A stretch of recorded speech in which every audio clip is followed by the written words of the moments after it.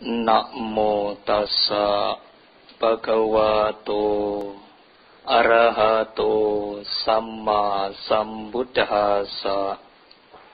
Namo tassa bhagavato arahato samma sambuddhassa. Namo tassa bhagavato arahato samma sambuddhassa. Tihiko ahang jiwaka tanehi mangsang aparibo ganti wadami dithang sutang parisangkitang imehiko ahang jiwaka tihi hanehi mangsang aparibo ganti wadami. Jiwaka, aku katakan, ada 3 kasus yang mana daging seharusnya tidak dimakan jika dilihat, didengar, dan dicurigai. Aku katakan bahwa daging seharusnya tidak dimakan dalam ketiga kasus ini. Majjhima Nikaya 55 Jiwaka Sutta.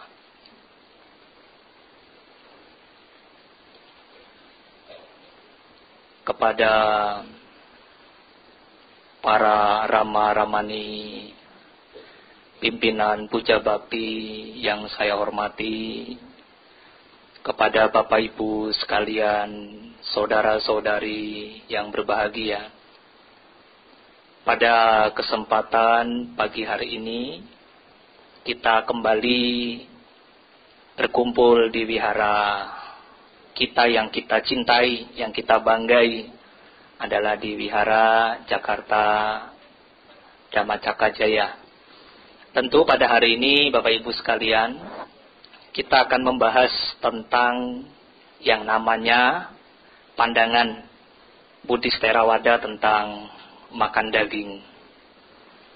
Nah, tentu sebelum ke sana, ya, ada beberapa hal yang mungkin saya ingin tanyakan kepada Bapak Ibu.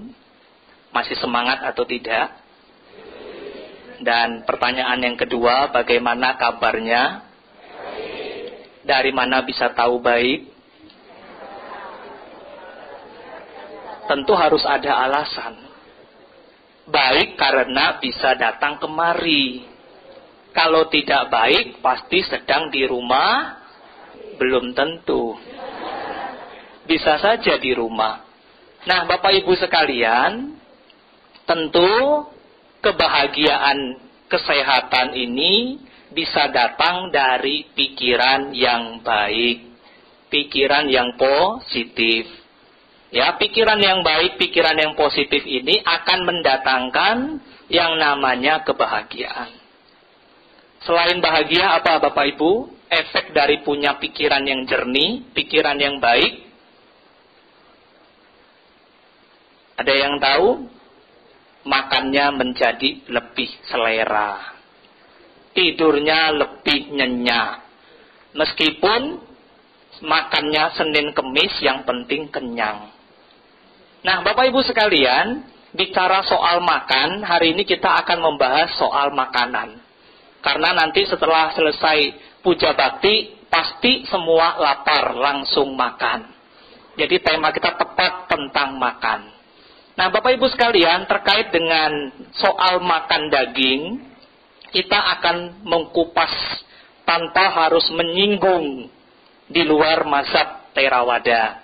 Di sini kita akan menganalisa lebih dalam sesuai dengan isi di dalam sutta dan winaya sebagai referensi kita yang cukup akurat dan konkret, bukan tanpa dasar dan tanpa acuan.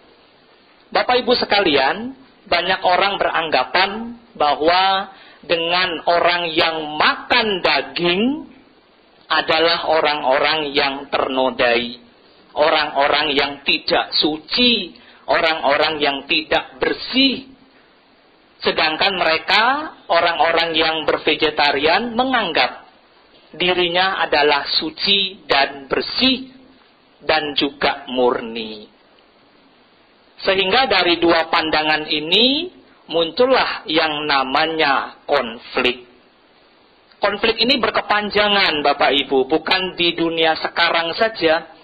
Kalau kita nanti merujuk ke suta yang lain, konflik ini sudah terjadi sejak zaman Buddha Kasapa. Para sekte vegetarian ini selalu menyerang, selalu menjelek-jelekkan orang yang tidak makan daging. Orang yang makan daging dikatakan yang ternodai. Nah, Bapak Ibu sekalian, konflik-konflik ini sering terjadi. Ya, sebenarnya apakah salah Bante kita yang bervegetarian? Tidak salah. Yang menjadi salah kalau kita menjelek-jelekkan orang yang tidak bervegetarian. Oh, kamu tidak makan vegetarian, nanti meninggalnya jadi kerbau. Kalau tidak vegetarian, nanti matinya jadi ayam. Ditakut-takuti. Sehingga seharusnya tidak perlu. Tidak vegetarian, nanti matinya masuk neraka. Wah, umatnya takut jadi vegetarian. Ditanya kenapa vegetarian? Tidak tahu, karena disuruh sama orang tua. Karena saya takut masuk neraka, maka saya vegetarian. Nah, ini jadi dibutuhkan pengetahuan, benar-benar pengetahuan secara dhamma. Bukan karena ikut-ikutan, bukan karena tradisi, bukan karena ketakutan semata. Bapak Ibu sekalian, di dalam Anguttara Nikaya, Buddha mengatakan, ada dua macam konflik yang terjadi di dalam dunia ini. Yang pertama, konflik antara para pertapa dengan pertapa. Apa akibatnya, apa sebabnya? Karena konflik yang berkepanjangan itu adalah sebab dari pandangan. Pertapa satu dengan pertapa lain. Brahmana satu dengan Brahmana lain punya pandangan yang berbeda, terjadilah konflik. Konflik di dalam kehidupan berumah tangga juga ada.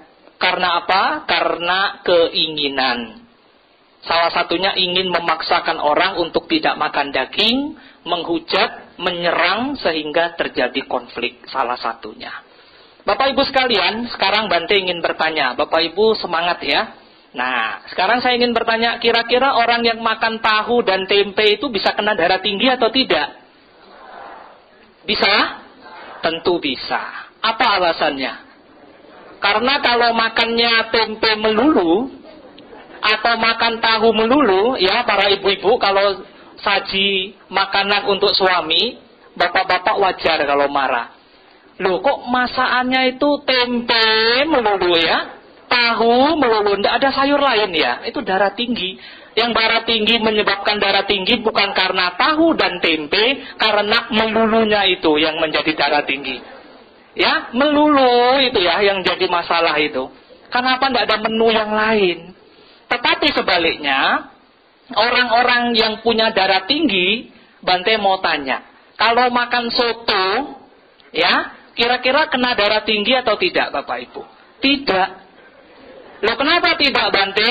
Ya pada saat makan soto darah tingginya turun karena enak. Ya, tapi kalau setelah selesai makan darahnya naik langsung game over. Loh kenapa Bante? Nah, itu sebagai logika kalau kita mengejar. Bapak Ibu sekalian, tidak ada tolak ukur yang pasti di sini. Orang bervegetarian tidak bervegetarian, toh juga tetap pembunuhan akan terjadi.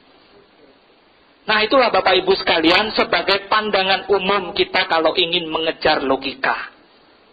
Selanjutnya Bapak Ibu, kita masuk ke dalam paham dunia medis, dalam dunia kesehatan. Saya merujuk dalam satu buku, di mana ditulis oleh salah seorang dokter yang bernama Praven Gupta. Beliau adalah lulusan dari salah satu universitas. Ya, salah satu universitas, Artemis Health Institute, Gurgaon, India. Beliau adalah seorang pakar ahli saraf. Ya, beliau mengatakan apabila seseorang mengurangi protein di dalam tubuhnya, bahkan tidak mengasup vitamin B12 yang terdapat pada susu, daging, dan telur, ya, maka tubuhnya akan mengalami masalah dengan sarafnya itu sendiri, yaitu adalah penurunan daya ingat. Nah, kalau Bapak Ibu, ya kita melihat orang-orang yang suka penurunan daya ingat, suka lupa, pikun, sulit menghafal, ya, bisa saja salah satu sebab faktornya karena kurang makan daging. Tetapi kalau kebanyakan makan daging juga tidak sehat, Bapak Ibu. Jadi apapun yang namanya secara berlebihan itu sifatnya tidak baik. Nah, menurut pernyataan dari Dr. Pravan Gupta ini, Bapak Ibu sekalian, ya akan terjadi penurunan daya ingat kalau protein, vitamin B12 ini dikurangi di dalam asupan gizi terhadap tubuh kita. Sehingga perlu diperhatikan. Bahkan beliau juga mengatakan bahwa apabila untuk menggantikan daging itu, ya pengganti B12 itu tadi bisa diganti dengan kacang-kacangan. Akan tetapi kalau tidak seseorang itu bisa memvariasi makanan, ya itu juga berbahaya. Ada salah satu kasus, tidak perlu saya sebutkan siapa orangnya, ya beliau menceritakan kepada teman saya bahwa beliau seorang vegetarian dari kecil hingga beliau dewasa. Beliau tidak makan daging, Bapak Ibu, tapi hobi makan kacang secara berlebihan. Akhirnya apa? Sekarang beliau terkena stroke. Itu salah satu pernyataan daripada beliau kepada teman, dan teman cerita kepada saya. Nah, itulah Bapak Ibu, kita mungkin bisa melihat di mana saja. Jadi tidak ada tolak ukur yang murni bahwa kita katakan bervegetarian itu bisa sehat, bisa panjang umur, bahkan punya statement bisa suci. Ya kan? Nah, sedangkan kita akan berbicara lebih daripada itu. Apa yang bisa membuat seseorang menjadi lebih suci, menjadi baik, tentu tidak terlepas dari kualitas batin yang ditempuh melalui pengembangan sila, samadhi, dan panya. Nah, Bapak Ibu sekalian, terkait dengan vegetarian murni ini, juga saya sempat mewawancarai salah seorang dokter yang ada di Indonesia, yaitu Dr. Albert, salah seorang ahli saraf juga, kebetulan. Beliau menyatakan bahwa pernyataan beliau sama dengan pernyataan dokter, ya tadi, Dr. Gupta, ya Pravan Gupta mengatakan hal yang sama. Cuman beliau menambahkan, Bapak Ibu sekalian, apabila asupan gizi dan protein tadi dihilangkan atau kurang, itu akan menghambat pertumbuhan dan perkembangan dari balita menuju remaja, ya, sehingga mengalami kekurangan, mungkin apakah itu kesehatannya berkurang, imun di dalam tubuhnya tidak kuat, suka sakit-sakitan. Nah, tetapi pada saat anak ini sudah di usia remaja hingga ke dewasa, mungkin saja tanpa protein dan vitamin B12 ini, anak ini masih bisa bertahan. Tetapi resikonya, pada saat ia disekolahkan, ia dikuliahkan, dia lebih lamban dalam berpikir, menghafal sulit, ya, untuk menangkap pelajaran juga sulit. Karena apa? Ini berkaitan B12 dengan saraf, dengan otak. Sehingga menurut dokter juga mengatakan, pada saat seseorang itu, Bapak Ibu sekalian, pada usia dewasa menuju ke tua, vitamin B12 dan protein ini juga diperlukan. Karena apa? Menurunnya daya tahan tubuh karena faktor usia. Nah, jadi dikatakan di sini tetap dua pernyataan dokter ini, bervegetarian secara murni juga tidak baik. Anggapan umum mengatakan sangat baik orang tidak makan daging. Ternyata di dalam dunia medis, tidak makan daging sama sekali juga menjadi masalah bagi otak dan saraf kita. Ingat, daging, susu itu ada di vitamin B12. Jangan sampai kita menghilangkan sehingga mengurangkan di dalam tubuh ini. Bapak Ibu sekalian, kita mari meninjau di dalam pandangan Buddhis. Ya, bahwa di dalam pandangan Buddhis, di sana Bapak Ibu bisa lihat. Di dalam kronologi hidup Buddha, dikatakan di sana, dijelaskan, di mana di masa Buddha Gotama itu ada seorang biku bernama Bante Dewadatta, yang di mana beliau ini masih ada hubungan darah dengan Buddha Gotama. Beliau tidak sedikit dan tidak bisa kita katakan cukup panjang perjalanan beliau untuk selalu ingin, ya, melukai, bahkan ingin membunuh Sang Buddha karena rasa iri hatinya itu. Sehingga tetapi usaha beliau selalu mengalami kegagalan, tidak pernah berhasil. Pada satu ketika beliau mengajukan 5 permintaan kepada Sang Buddha untuk kepada para biku sangga. Salah satunya adalah Bante Dewadatta meminta agar para biku sepenuhnya hidup untuk tidak makan daging sepanjang hayatnya. Tetapi apakah Sang Buddha menerima paham itu, permintaan itu? Sang Buddha menolak. Sang Buddha mengatakan, dari 5 permintaan itu tidak membawa satu kemajuan batin. Tidak ada manfaatnya. Tetapi, apabila para biku ingin menjalankan, silakan. Tetapi ini bukan yang saya wajibkan. Cukup jelas. Di dalam kronologi hidup Buddha, Bapak Ibu bisa merujuk di mana Dewa Datta mengajukan 5 permohonan kepada Sang Buddha, dan Sang Buddha menolak dari kelima hal itu. Nah, itu sebagai referensi kita yang pertama. Bapak Ibu sekalian, referensi kita yang kedua adalah di dalam Majjhima Nikaya 55 Jiwaka Sutta. Ada seorang tabib raja bernama Jiwaka Komarabaca. Ya, setelah menghormat kepada Sang Buddha, beliau menanyakan beberapa hal kepada Sang Buddha. Yang mulia, saya mendengar ada sekelompok mereka orang-orang yang menyembelih daging, menyembelih hewan, dan dagingnya dipersembahkan kepada Tathagata. Dan dengan sadar Tathagata menyantap makanan itu dengan para siswa lainnya. Apakah benar, Bante? Sang Buddha mengatakan kepada tabib Jiwaka bahwa, Jiwaka, perlu Anda ketahui, ada 3 syarat daging yang boleh dimakan apabila daging itu, binatang itu tidak dibunuh pada saat kita juga tidak melihat, tidak mendengar, dan tidak dicurigai. Maka daging itu kukatakan layak untuk dimakan. Tetapi apabila seseorang melanggar 3 syarat tadi, daging itu sengaja dibunuh, kita melihat, mendengar, dan mencurigai, berarti daging itu murni untuk tidak dimakan. Itu yang menjadi kata kunci kita, Bapak Ibu. Ya, kalau daging itu tidak dilihat, tidak didengar, tidak dicurigai pada saat proses pembunuhan, daging itu layak untuk dimakan. Nah, jadi Sang Buddha mengatakan pernyataan yang pertama. Jadi Bapak Ibu kalau mau makan daging, silakan saja. Beli daging bangkai dalam artian itu yang sudah mati, yang siap dibeli di pasar. Bukan memesan, suruh dipotong. Pak, potong 10 ekor ya, besok saya mau pesta jaktok di rumah. Ya, nah itu salah. Jadi usahakan belilah daging yang sudah mati, yang sudah siap disajikan. Atau beli yang ada di rumah makan, yang sudah siap disantap. Yang penting kata kunci kita tadi, Bapak Ibu, 3 hal itu. Terus Buddha melanjutkan kepada tabib Jiwaka bahwasanya, Jiwaka, perlu saya katakan bahwa apabila seseorang mempersembahkan daging dari hasil proses pembunuhan kepada Tathagata dan kepada para siswanya, maka ia akan banyak menimbun karma buruk. Ya, apa karma buruk yang dilakukan? Tentu melalui 5 hal, Bapak Ibu. 5 hal itu yang pertama adalah di mana ya seseorang itu memerintahkan untuk menangkap hewan itu. Ya, yang kedua, hewan itu dijerat lehernya dengan penuh kesakitan dan kesedihan. Yang ketiga, kita memerintahkan orang untuk menyembelih hewan itu. Ya, pada saat hewan itu merasa kesakitan.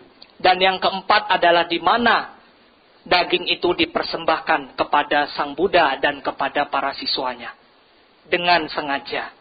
Maka orang yang melakukan hal itu, dia akan menimbun karma buruk yang sangat banyak.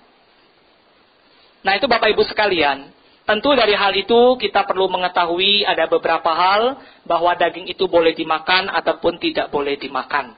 Sehingga Bapak Ibu sekalian, hal-hal ini yang menjadi acuan kita. Ya, sehingga kita perlu mengetahui ada beberapa hal yang perlu kita sadari.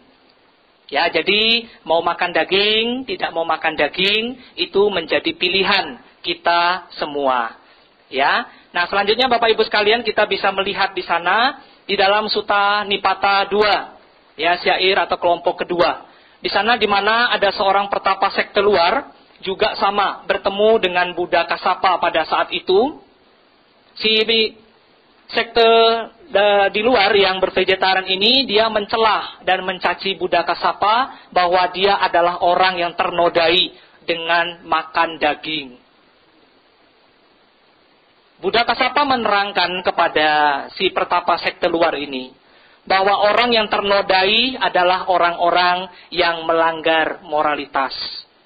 Ya, orang yang masih bisa marah, tersinggung, tidak bisa dikasih tahu, sombong, iri, congkak, ya, senang membunuh, mencuri, berasusila, berbohong, suka minum minuman keras, main judi dan lain sebagainya. Itu orang yang ternodai, bukan orang yang makan daging. Lebih daripada itu Buddha menjelaskan Bapak Ibu. Sehingga sebagai kesimpulan konteks yang poin ini Bapak Ibu, ya, kita berbicara daging itu bukan menjadi satu masalah yang serius untuk kemajuan batin kita. Tetapi menjadi serius kalau kita membunuh.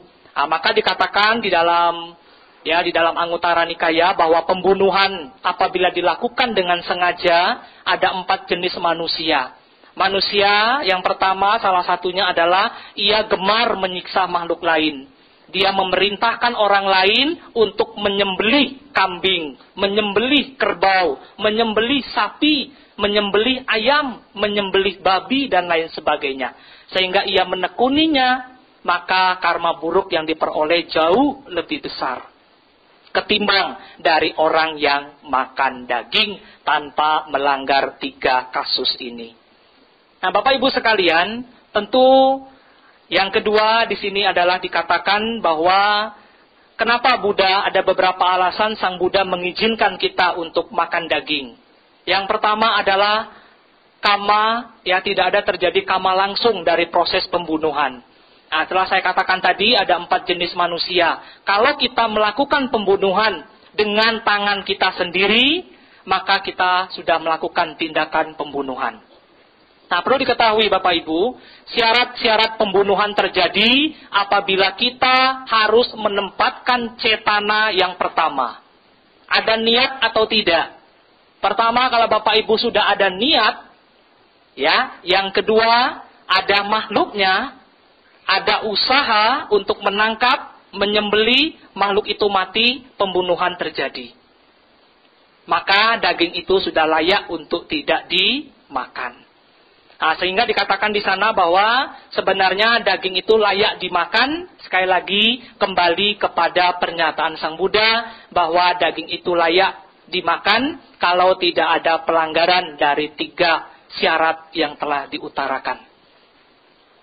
Nah, selanjutnya Bapak Ibu sekalian, kalau kita melihat bahwa proses-proses pembunuhan ini bisa terjadi kapan saja dan dimanapun.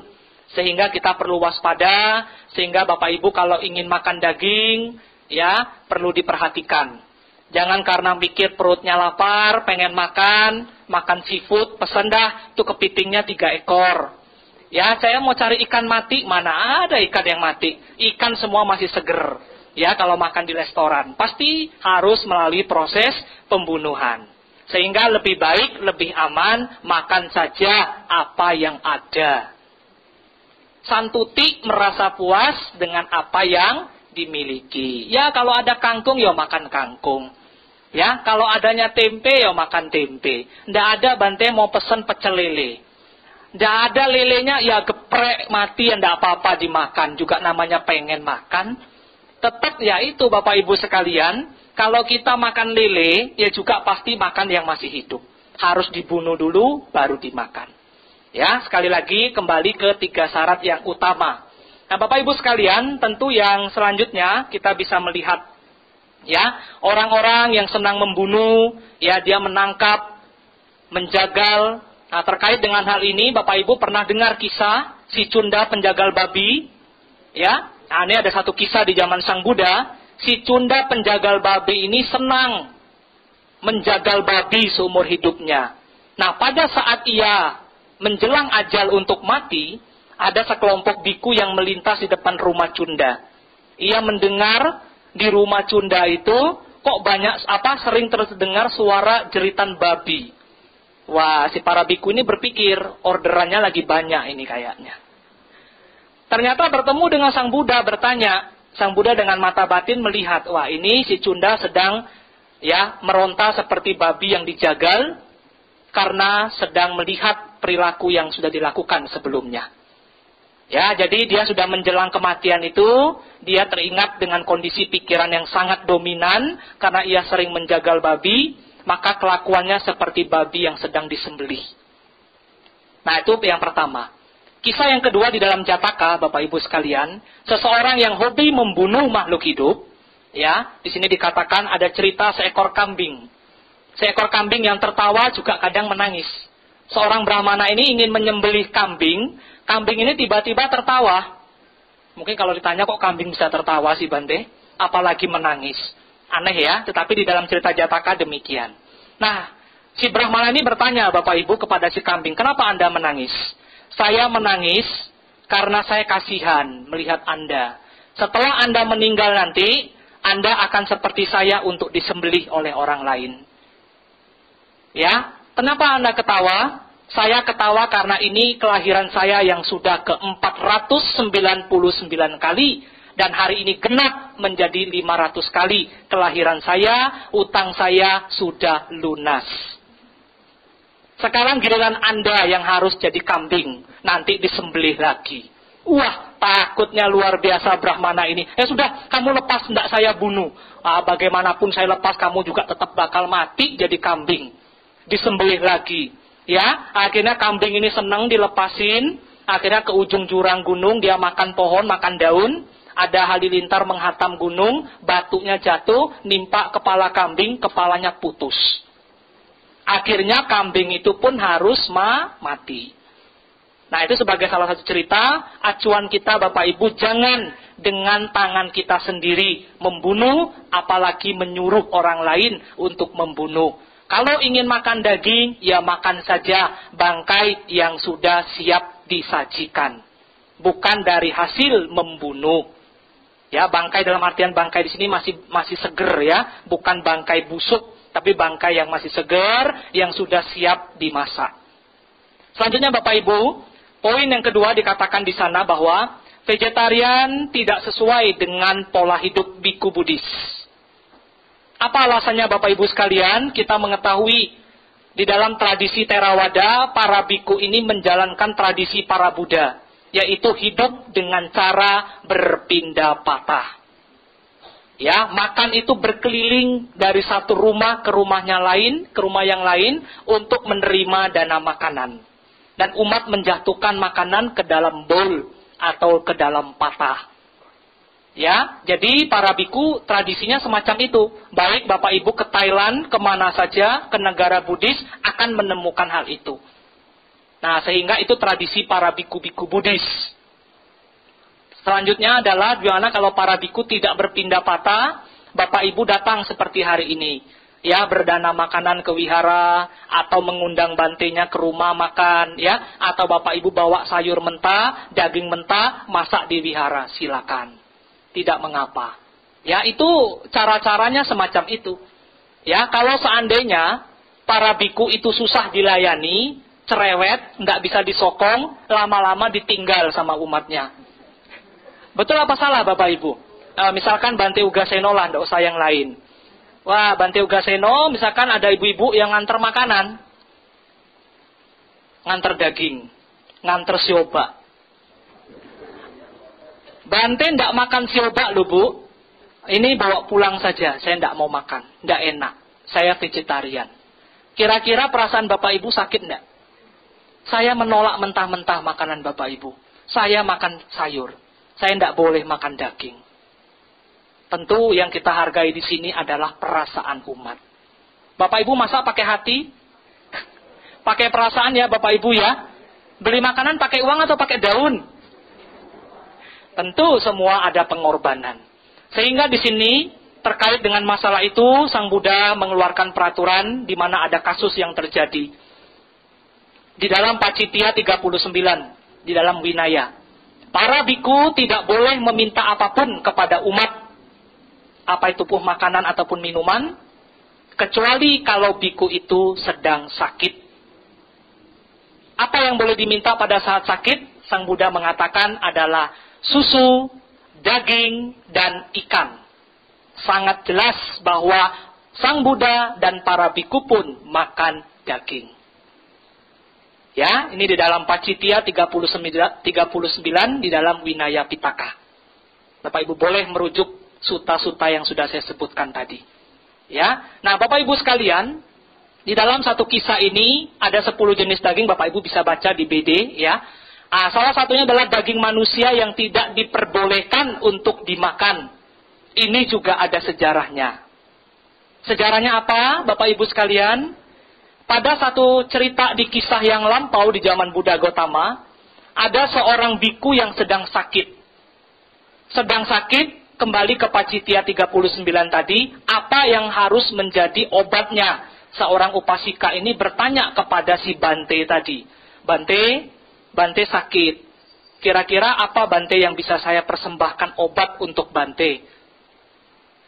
Cukup Anda sediakan saja bubur sama daging. Ini bisa mengobati penyakit saya. Akhirnya si wanita, si upasika ini pergi. Ternyata di desa itu adalah hari Uposata.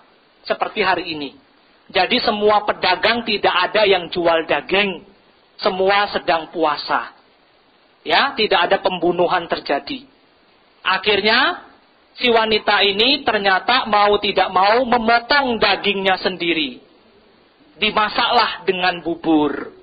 Akhirnya Bante itu makan dengan nikmat. Bantenya sehat. Ternyata si upasika ini tidak hadir ke wihara. Ditanya oleh Sang Buddha, mana upasika ini? Upasika ini ternyata sakit. Sang Buddha melihat, ternyata keluarlah peraturan para biku tidak boleh makan daging manusia. Wah, kalau ada Bante yang makan daging manusia, kanibal. Ya, Bapak Ibu sekalian, itu sejarahnya. Jadi kita perlu tahu setiap kupasan winaya itu ada kasus-kasus yang terjadi. Kenapa biku tidak boleh makan daging ular? Karena dulu biku juga ada yang mati dipatok ular di hutan. Maka sejarahnya tidak boleh makan daging ular dan lain sebagainya. Nah itu Bapak Ibu sekalian, kalau di satu negara, di satu desa itu, seseorang tidak atau menjalankan Pancasila Buddhis saja, sudah tidak ada lagi orang yang membunuh. Dalam artian menjual daging. Tetapi perlu diingat, pembunuhan akan terus terjadi, tidak ada pengecualian. Selanjutnya Bapak Ibu sekalian, di sana dikatakan, poin yang ketiga, argumentasi antara permintaan dan penyediaan tidak berlaku di dalam agama Buddha. Apa maksudnya Bante di sini? Bapak Ibu pesan ayam 10 ekor. Ya, pesan ayam 10 ekor, karena Bapak Ibu pesan ayam terjadi pembunuhan. Hanya dilihat dari dua sisi antara sebab dan akibat. Atau Bapak Ibu makan daging. Dengan makan daging, si penjual ini jadinya bunuh. Hanya dilihat faktor sebab dan akibat. Tetapi perlu dilihat faktor yang kedua secara Buddhis. Apa itu? Bapak Ibu perlu melihat faktor sebab, akibat, juga kama wipakanya. Ini semua terjadi juga karena ada kehendak atau cetana. Jadi Bapak Ibu kalau hanya makan daging tidak melanggar 3 kasus itu, daging itu berarti murni, boleh dimakan. Sekarang Bapak Ibu saya mengambil sebuah ilustrasi, sebuah gambaran. Silakan Bapak Ibu memperhatikan dengan seksama.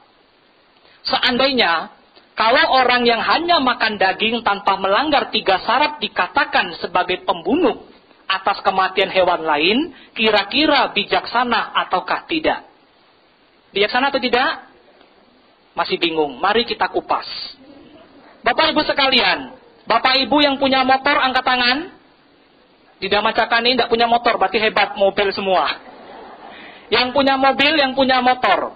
Sekarang Bapak Ibu, kalau saya katakan, Bapak Ibu sebagai pengendara motor dan pengendara mobil adalah sebagai orang-orang yang ikut turut membantu proses pembunuhan makhluk hidup di jalan raya, apakah Bapak Ibu setuju? Karena apa dikatakan ilustrasinya? Di bumi ini, di dunia ini, tidak sedikit hewan dan manusia yang mati setiap harinya, setiap detiknya karena kecelakaan lalu lintas. Akibat para pengendara motor dan pengendara mobil. Meskipun Bapak Ibu hanya duduk di atasnya saja, Bapak Ibu dituduh sebagai pembunuh. Apakah ini bijaksana? Terus apakah Bapak Ibu harus berdemo, menutup industri penghasil motor dan mobil, supaya tidak ada kecelakaan, tidak ada kematian makhluk lain? Juga tidak bijaksana. Nah itulah Bapak Ibu sebagai ilustrasi. bahwa kita makan daging, tidak makan daging pun pembunuhan akan terus terjadi. Ya, sebagai gambarannya tadi. Selanjutnya Bapak Ibu, sebagai poin kita yang keempat, di sana juga dijelaskan bahwa vegetarianisme juga mendorong pembunuhan. Apa alasannya? Kita bisa melihat para petani memperjuangkan ya pohon buahnya untuk tidak dimakan oleh monyet, oleh tupai. Mereka rela untuk membunuh, menembak monyet dan tupai. Sawah-sawahnya diobati pakai pestisida. Semua ulat-ulat, keong-keong, semua dibunuh demi sayur-sayuran, semua sehat. Apakah mereka tidak membunuh? Tentu membunuh. Tidak ada yang dikatakan ini tidak membunuh. Semua membunuh. Makan daging, tidak makan daging, juga proses pembunuhan terjadi. Sebagai salah satu contoh Bapak Ibu yang lebih konkret lagi, satu pengalaman yang lucu, waktu saya masih menjadi umat, ya saya ada kenalan salah seorang nenek. Nenek ini sudah bervegetarian kurang lebih boleh saya katakan 40 tahun. Luar biasa. Aktif ibadah. Ya, akan tetapi nenek ini merasa tidak suka kalau ada tikus yang masuk ke dapurnya. Mencuri makanan. Ini saya saksikan sendiri, bukan Bante asal cerita. Ya. Selanjutnya apa yang terjadi Bapak Ibu? Kucing itu ditangkap pakai lem, dijebak. Begitu dapat tikus itu disiram dengan air mendidih. Bukan 1 kali, 2 kali. Apakah ini juga mencerminkan? Memang ini oknum Bante, tetapi dia seorang pengurus di salah satu tempat ibadah itu sendiri. Nah, jadi tidak ada tolak ukur yang murni di sini Bapak Ibu.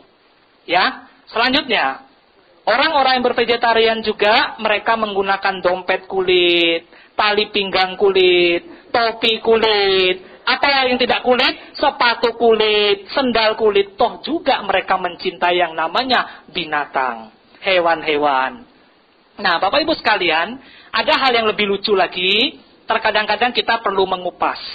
Terkadang orang-orang yang bervegetarian, ya mereka kangen dengan yang namanya daging. Karena takut tidak mau makan daging, mereka makan melalui pikiran.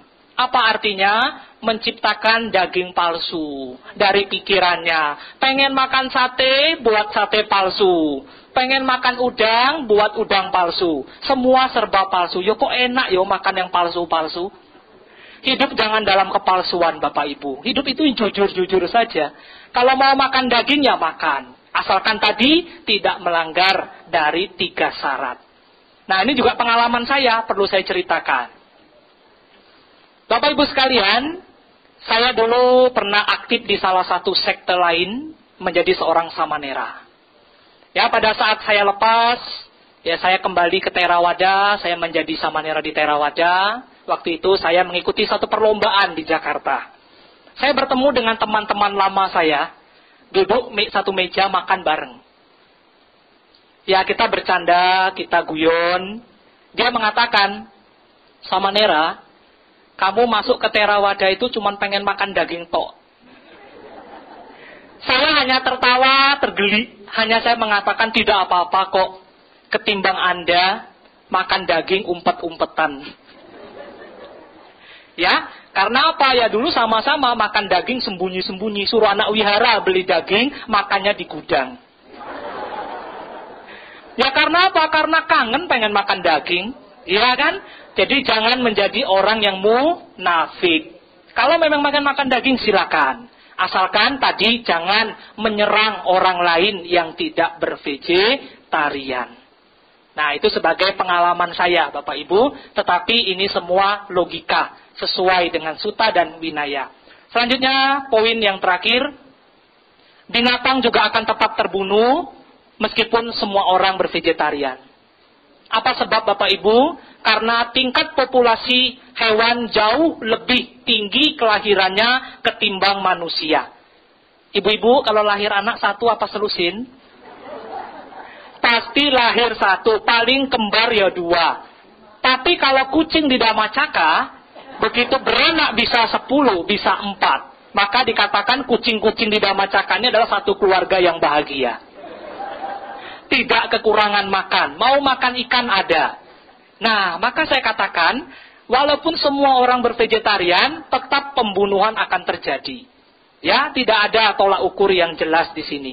Sehingga kita perlu membuka wawasan kita, pandangan-pandangan yang sempit, pandangan secara pribadi kita buang. Kita pegang acuan kita pada Sutta dan Vinaya. Sebagai poin terakhir juga, perlu Bante tekankan. Bapak Ibu perlu membedakan antara ya cecai dengan ceksu. Ya, cecai dengan ceksu. Cecai ini adalah aliran di mana seseorang ini atasila. Tidak makan lewat dari tengah hari, mereka juga tidak makan malam. Sedangkan yang dikatakan ceksu adalah vegetarian. Mereka makan sepuas-puasnya, tidak ada batasan. Ini maaf nih Bante kalau boleh guyon. Orang-orang yang atasila langsing-langsing.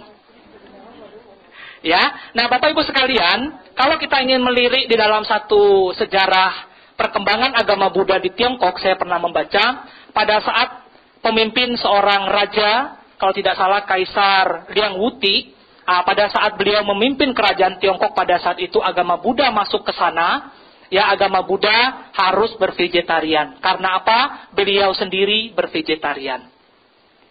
Jadi agama Buddha pada awalnya masuk ke Tiongkok tidaklah mudah.